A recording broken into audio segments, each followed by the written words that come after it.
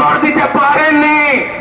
তিনি আর্জি করেন গণঅভ্যুত্থান, সচেতন নাগরিকের প্রতিবাদ, প্রতিবাদী জনতার রাস্তায় নেমে আসা, মা বোনেদের মশাল হাতে, মোমবাতি হাতে, প্রদীপ হাতে, আলপনা এঁকে, জাতীয় পতাকা নিয়ে জাস্টিস জাস্টিস, বিচার চাই, শাস্তি চাই, এই আওয়াজে কেঁপে গেছিলেন মমতা ব্যানার্জি। তাই দৃষ্টি ঘোরানোর জন্য যত রকমের অপকর্ম করা যায়, যত রকমের বদমাইশি করা যায়, যত রকমের তার ছলা কলা রাজ্য সরকারকে ব্যবহার করা যায়, সব কাজ তিনি করেছেন।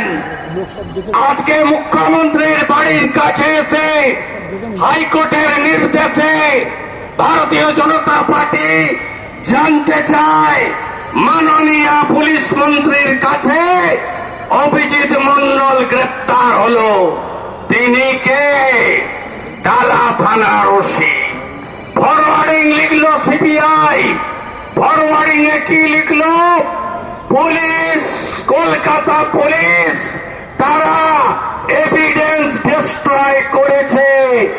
এরপরে রাজ্যের পুলিশ মন্ত্রীর চেয়ারে থাকা যায়, একই না বলুন আপনারাই।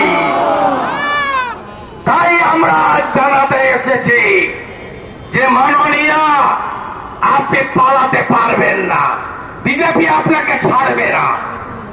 আমাদের রাজ্য সভাপতি রাজ্যে সিদ্ধান্ত অনুযায়ী 16 তারিখে ধর্মতলা থেকে একাধিক কর্মসূচির ডাক দিয়েছেন।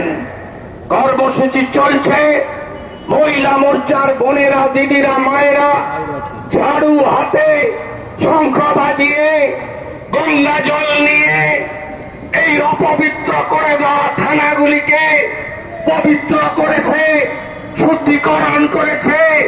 পথসভা চলছে, স্বাক্ষর সংগ্রহ চলছে। আমরা